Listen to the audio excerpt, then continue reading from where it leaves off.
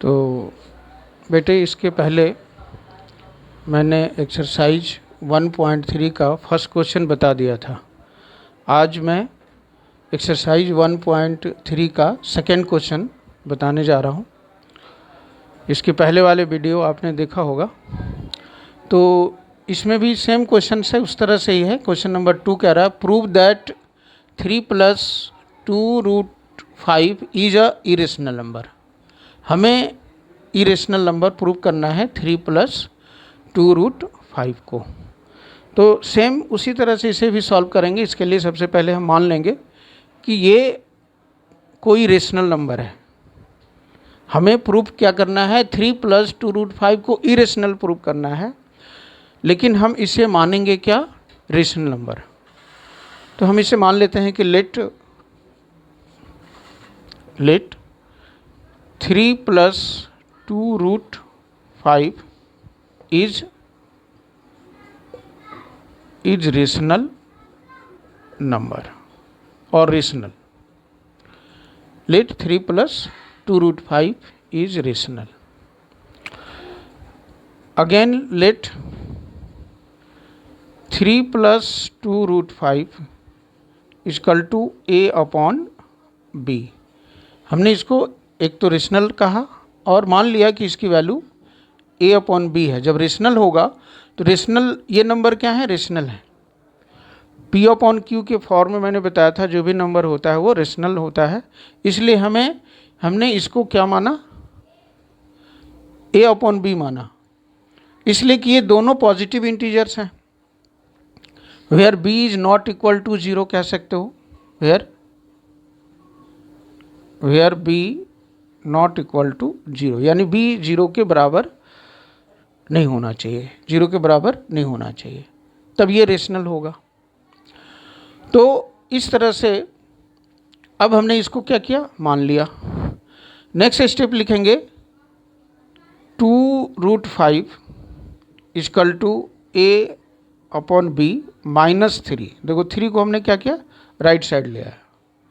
अब इनको थोड़ा सिंप्लीफाई करेंगे, b a - 3b, ये क्या था, 2√5।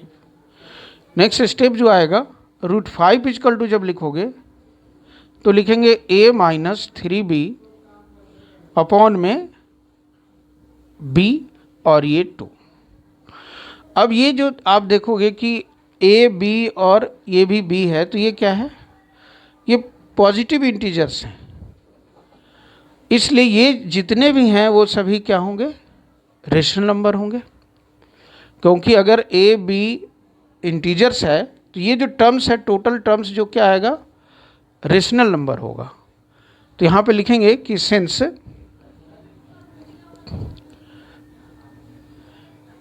इफ, यहाँ लिख सकते हो कि if a and b are any positive integers therefore a - 3b upon में 2b इज रेशनल। ये क्या होंगे, रेशनल होंगे। लेकिन यहाँ देखो अगर ये रेशनल है बट √5 इज इरेशनल, तो रेशनल और इरेशनल दोनों इक्वल नहीं हो सकते। तो देयरफॉर कह सकते हो कि therefore √5 is also rational. Therefore √5 is also rational, क्योंकि अगर ये रेशनल है तो ये भी क्या होगा, रेशनल होगा। तो √5 इज ऑल्सो रेशनल।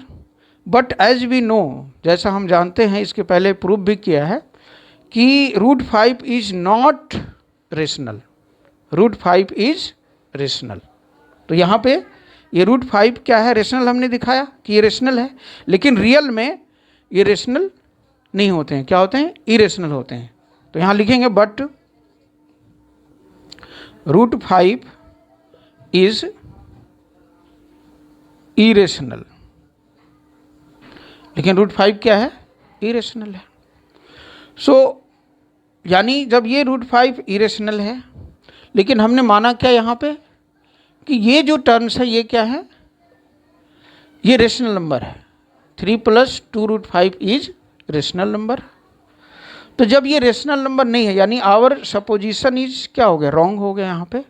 यानी हमने जो यहाँ पे लिखा कि रूट 5 इरेशनल है और रूट 5 लेकिन इरेशनल है, तो ये रेशनल है और ये क्या है? इरेशनल है। ये दोनों इक्वल नहीं हो सकते।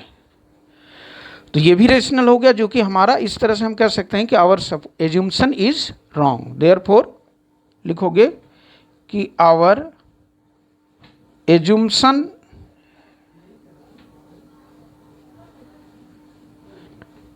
Is wrong.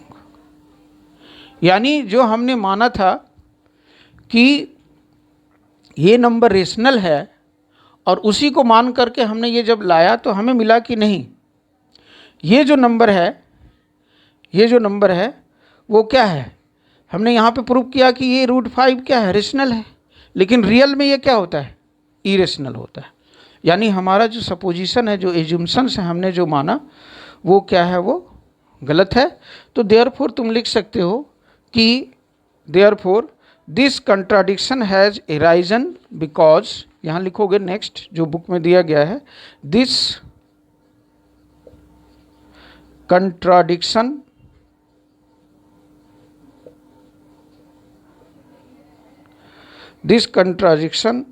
has arisen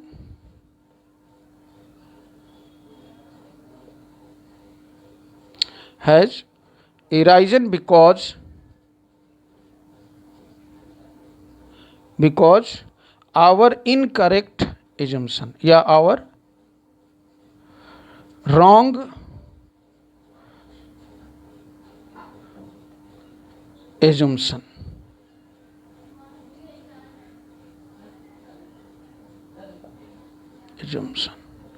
our wrong assumptions that therefore कह सकते हो या that 3 + 2√5 is rational, is rational. Therefore we conclude that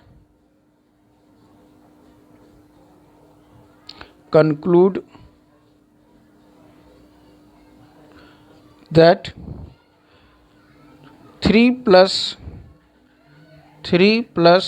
2√5 is irrational.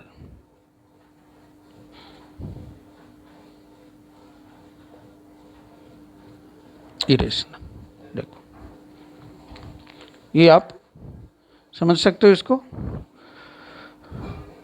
तो हमने सबसे पहले क्या माना कि इसको हमने रेशनल माना, और जब ये रेशनल है तो इसको हम इस तरह से लिख सकते हैं a/b के फॉर्म में, where a and b are positive integers but b is not equal to 0। 3 को इस तरफ ले आया माइनस, देयरफॉर एलसीएम लिया हमने, इस तरह से किया। अब यहाँ पे अगर a and b are positive integers है, तो अगर ये पॉजिटिव इंटीजर्स है ये क्या होंगे? रेशनल होंगे।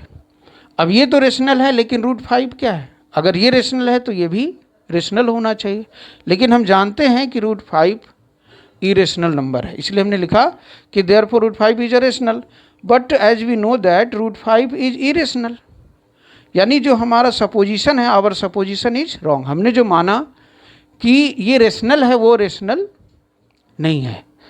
तो इस तरह से हमें लास्ट स्टेप में ये स्टेटमेंट लिखने होंगे आपको कि this contradiction, this is the contradiction या दिस कंट्राडिक्शन हैज़ अराइजन, इसलिए हुआ क्योंकि बिकॉज आवर रॉन्ग एजम्पशंस, हमने जो माना था वो गलत है, दैट इतना इज अ रेशनल। हमने माना था कि ये रेशनल है, लेकिन हमने एजम्पशंस जो हमने माना वो गलत हुआ। तो हम कह सकते हैं कि we conclude that the 3 + 2√5 is irrational. ये आपका टोटल सम्स, इस तरह से हमें इसको प्रूव करेंगे। और भी क्वेश्चन जो दिया गया है इसके अंदर, क्वेश्चन नंबर अगर 3 देखोगे आपके पास बुक होगा तो इसमें भी 3 क्वेश्चंस हैं। इसमें भी ये कह रहा है कि तो इसको पॉज करके और आप इसको नोट कर लेना। 3 क्वेश्चंस, क्वेश्चन नंबर 3 में 3 क्वेश्चंस है, उसमें से मैं एक क्वेश्चन बता दे रहा हूँ।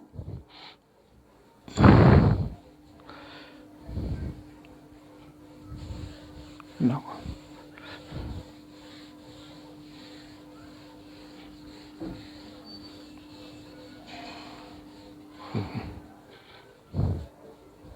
ठीक है, नेक्स्ट क्वेश्चन था, इसमें देखो 3 क्वेश्चंस हैं। क्वेश्चन इसमें दिया गया, क्वेश्चन नंबर 3 कह रहा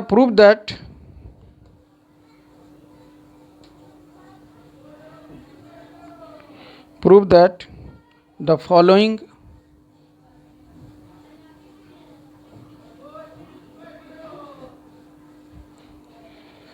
are irrational.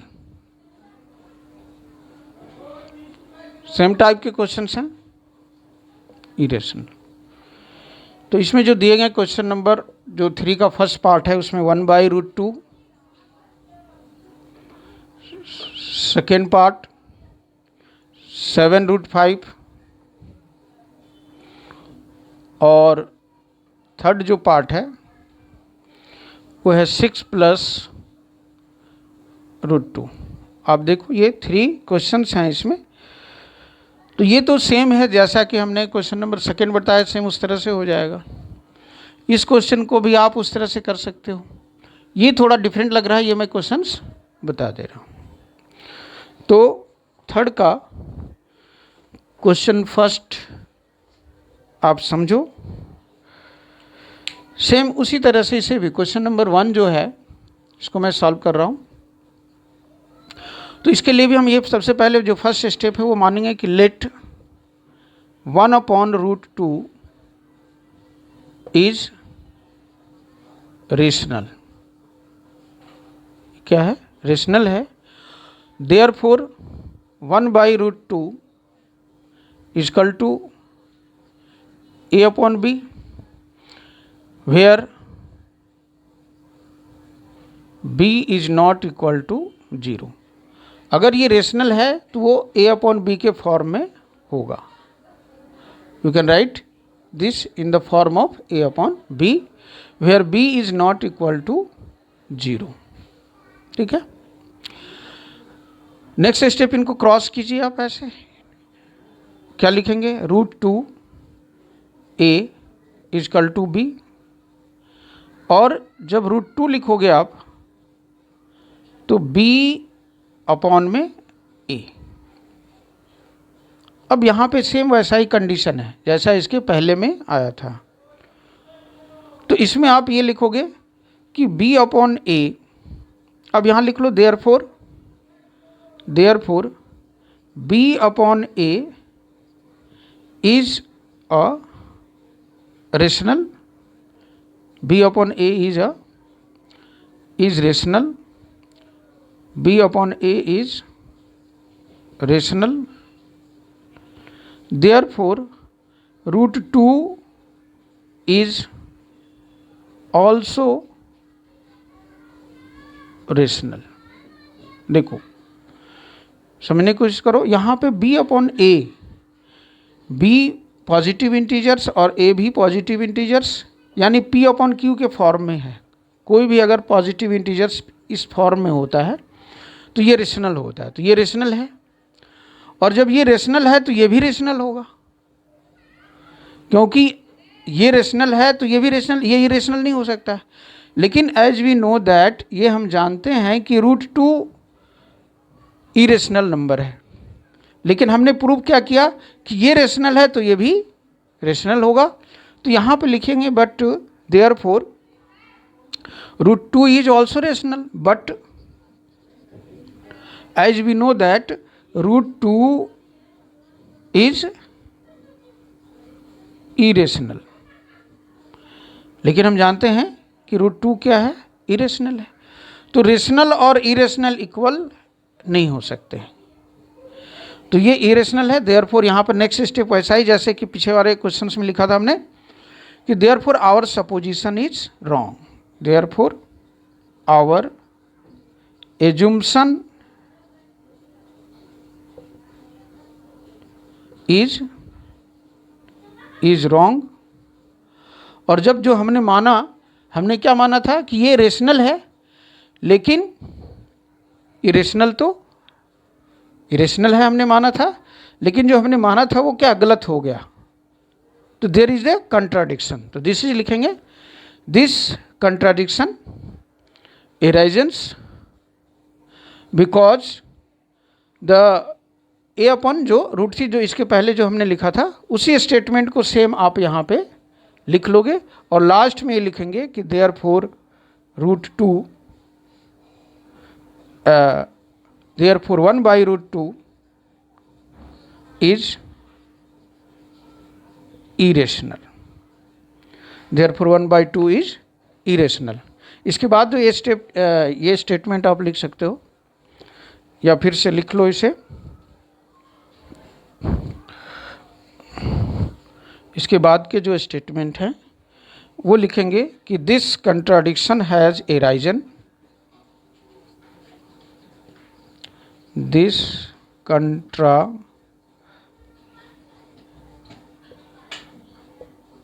contradiction has arisen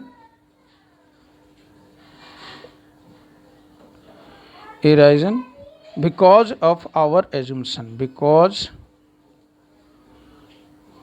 of our assumption, because of our assumptions that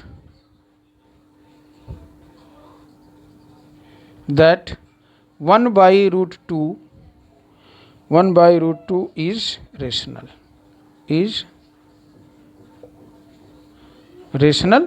therefore कह सकते हैं कि 1/√2 इज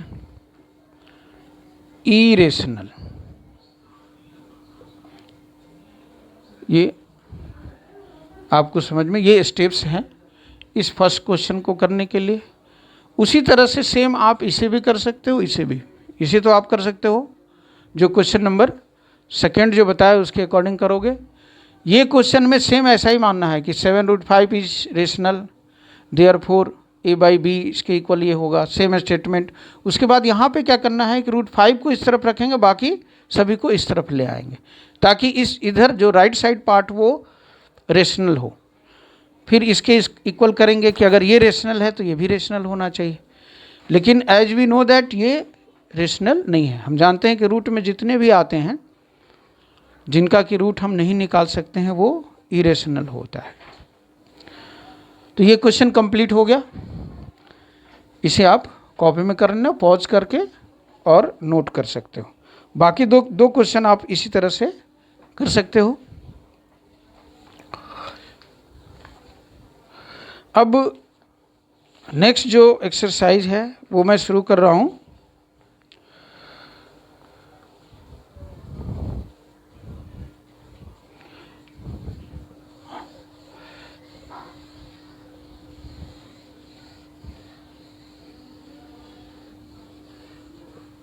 देखो,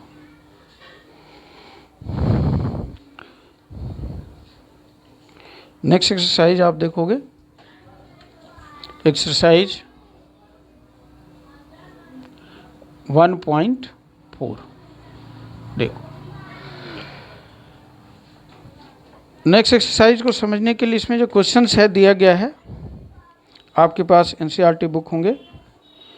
कह रहा without actual performing the long division state whether the following rational numbers will have a terminating decimal expansion or a non-terminating repeating decimal expansion। तो ये आपको कुछ क्वेश्चन दिए गए हैं। इसमें आपको कह रहा है कि without long division, long division क्या होता है, जैसे कि अगर 5/3 है तो इसको लॉन्ग डिवीजन से कैसे करेंगे, 5 को हमने 3 से ऐसे डिवाइड किया तो 3 1 जा 3, ये हो गया, क्या आ गया 2 बचा।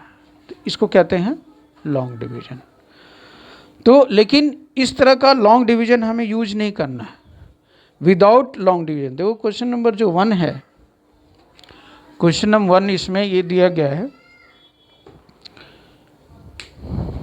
कि क्वेश्चंस हैं, जैसे फर्स्ट का जो फर्स्ट पार्ट है उसमें दिया गया है 13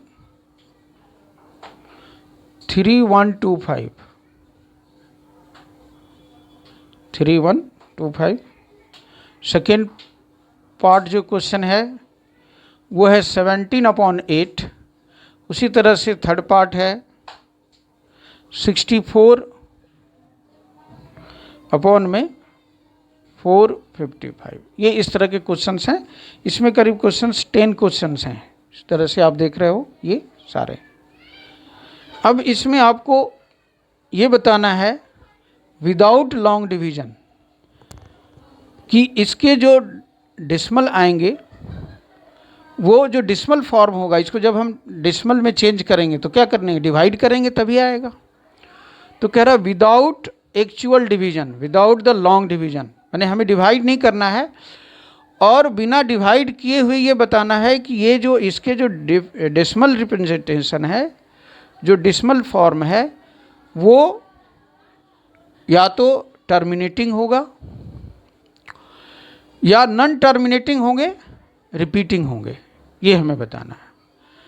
तो हमें इसके पहले ये जानना है कि अगर कोई नंबर्स है, जैसे अगर हमने बताया कि भाई 6/2 5, अगर ऐसा आता है, देखो ये नंबर, तो ये आप बता सकते हो बिना डिवाइड किए हुए कि क्या ये टर्मिनेटिंग है या नॉन टर्मिनेटिंग है।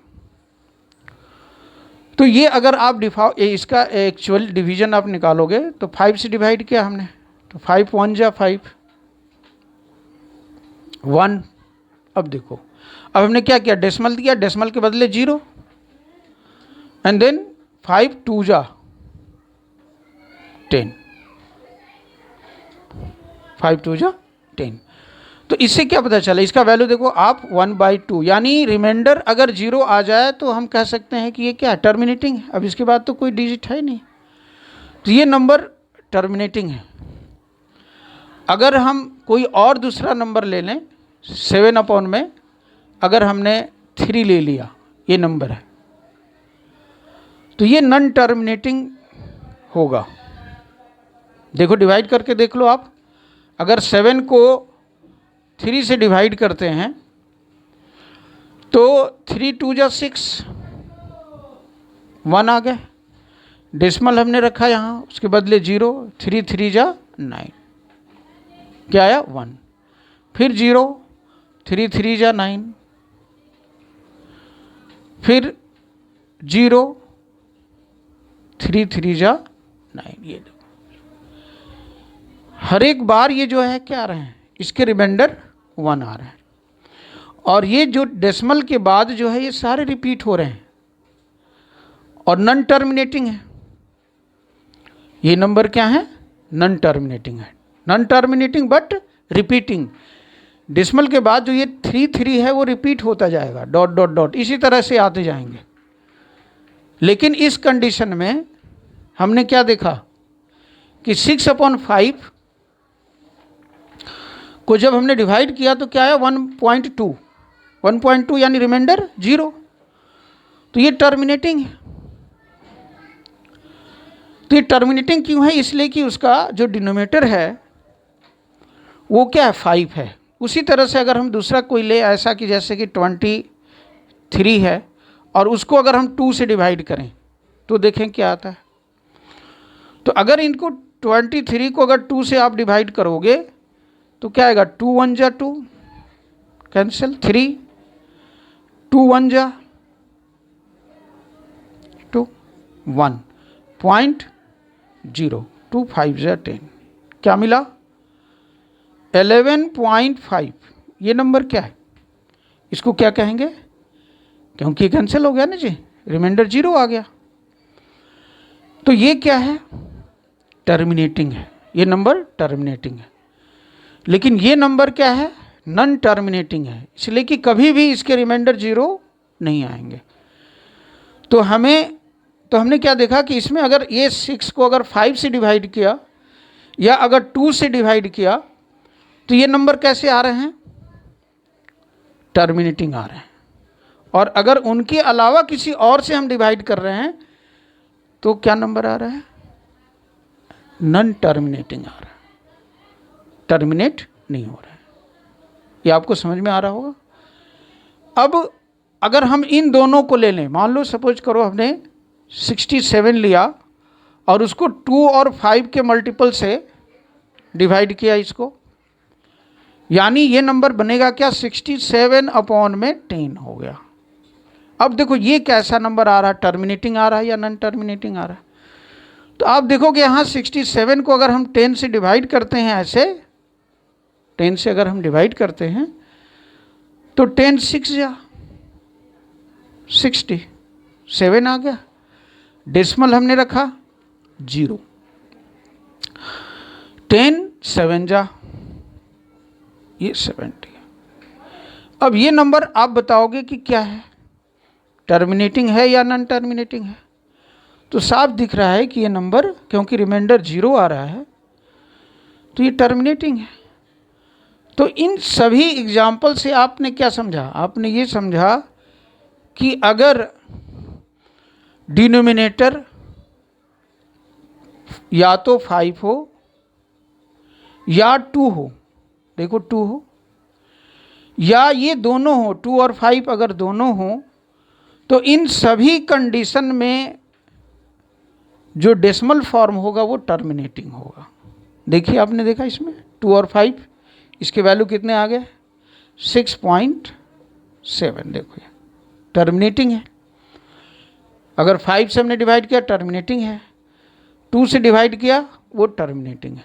लेकिन अगर हम इसको 3 से करते हैं, 2 और 5 और दोनों के अलावा अगर किसी दूसरे नंबर से डिवाइड करते हैं तो वो नंबर हमारा नॉन टर्मिनेटिंग आएगा। तो ये जो क्वेश्चन दिए गए हैं इन सभी को चेक करने हैं कि विदाउट एक्चुअल डिवीजन, हमें इस तरह से लॉन्ग डिवीजन नहीं करना है। विदाउट एक्चुअल डिवीजन हमें ये दिखाना है कि ये जो नंबर्स हैं क्या टर्मिनेटिंग है या नॉन टर्मिनेटिंग है। एक्चुअल डिवीजन नहीं करना है, लॉन्ग डिवीजन नहीं करना है, वही करा without using the long division. तो कैसे करेंगे? तो इसको करने के लिए हम इनका प्राइम फैक्टर निकालेंगे। प्राइम फैक्टर किनका निकालेंगे? इनके डिनोमिनेटर का।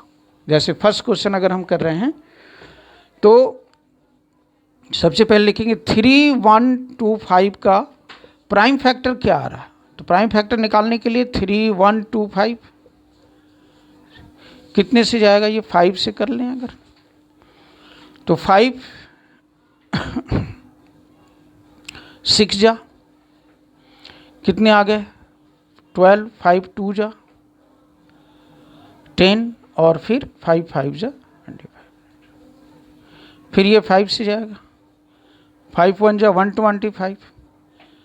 फिर अगर 5 से करोगे तो 25 आएगा। फिर 5 से किया तो ये 5, यानी 5 इंटू 5 इंटू 5 इंटू 5 इंटू 5 ये आ गए। तो इनका जो डिनोमिनेटर है उसका प्राइम फैक्टर क्या आ रहा है? सिर्फ 5 आ रहा है। क्या देखा आपने? सिर्फ 5 आ रहा है। तो हम इसे बता सकते हैं कि ये जो नंबर्स हैं वो टर्मिनेटिंग है। ये नंबर क्या है? भी टर्मिनेटिंग है।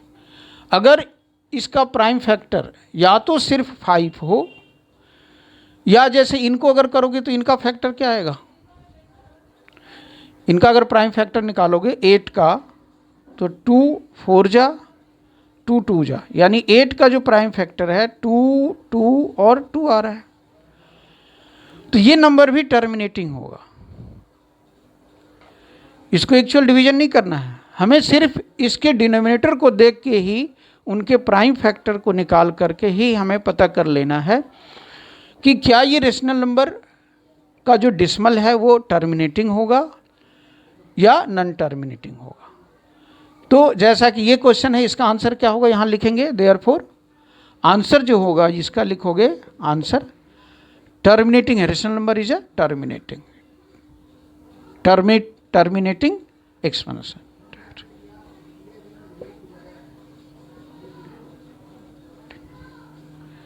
तो ये क्या है, इसके आंसर क्या हो गए, टर्मिनेटिंग है। सिमिलरली अगर इनका आप निकालते हो तो ये इनके फैक्टर क्या आ रहे हैं, 2 2 2, तो ये भी क्या होंगे, टर्मिनेटिंग होंगे।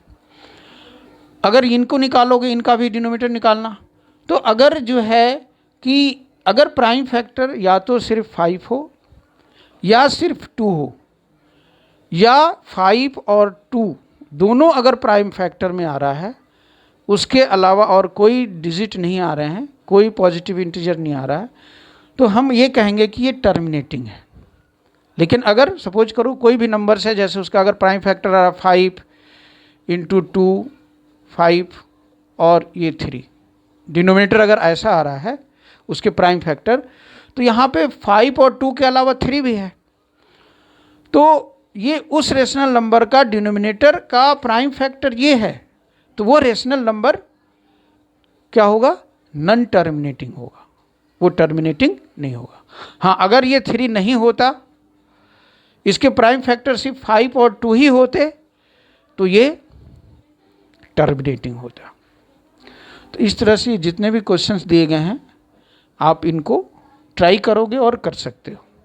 जैसा कि ये बता दिया, इनका भी आप प्राइम फैक्टर निकालोगे, और अगर उनका प्राइम फैक्टर 2 और 5 आ रहा हो, या तो सिर्फ 2 आ रहा हो या 5 आ रहा हो या दोनों आ रहा हो, तो हम कहेंगे कि ये टर्मिनेटिंग है। और अगर उसके अलावा आ रहा, 7 आ गया, 6 आ गया साथ में, तो ये नॉन टर्मिनेटिंग होंगे। तो क्वेश्चन नंबर इस तरह से जो है आप ये सारे कर सकते हो। ये कंप्लीट हो गया। दूसरा सेकेंड क्वेश्चन कह रहा है, इसी का है, सेम इसका यूज करने हैं, बहुत आसान है। कह रहा है write down the decimal expansion of those rational numbers in question number 1 above which have terminating decimal expansion। कह रहा write down the decimal expansion of those rational numbers in question number 1 above which have। अब इनका decimal expansion लिखने, ये तो हमने बता दिया कि इसका decimal expansion terminating है या non terminating without using the long division. लेकिन अब हमें एक्चुअल डिवीजन करने, डिवाइड करने हैं इसको, जैसे इसको डिवाइड करने हैं 13 को, उन सभी को करना है जिनका आंसर टर्मिनेटिंग आ रहा हो। जैसे इसमें कुछ, जैसे ये टर्मिनेटिंग है, ये टर्मिनेटिंग है, इनको चेक करेंगे टर्मिनेटिंग है या नहीं है। तो इनका एक्चुअल डिवीजन, लॉन्ग डिवीजन से इनको डिस्मल फॉर्म में लिखना है और डिस्मल एक्सपेंशन को दिखाने हैं कि वो क्या होगा। जैसे इनको डिवाइड करोगे, इनको डिवाइड करोगे, तो लिखोगे वहाँ की क्या इनका डेसिमल एक्सपेंशन है पॉइंट में। जैसे हमने 6 को अगर 6 को 5 से अगर डिवाइड किया, तो 5 1 जा 5, 1 आ गया, 0.0, 5 2 जा 10। तो यानी 5 6/5 का डेसिमल एक्सपेंशन क्या है, 1.2। इस तरह से हमें दिखाना है। इनको 13 को इस तरह से 13 लिखोगे अंदर में, और इस डिजिट से 3125 से इसको डिवाइड करोगे, और जो यहाँ आएगा डेसिमल एक्सपेंशन उसको हमें लिखने हैं। ये समझ में आ गया होगा। क्वेश्चन नंबर 3 ये बता रहा है, कुछ क्वेश्चन दिए गए हैं, जैसे आप देखोगे कि इसमें टर्मिनेटिंग हमें बताना है कि the following real numbers have decimal expansion as given below. In each case, decide whether they are rational or not, and if they are rational and of the form of P upon Q, then what can you say about the prime factor of Q। सबसे पहले तो आपको ये जो दिए गए हैं numbers, 3 question है, इसमें आपको बताना है कि रेशनल है या नहीं है।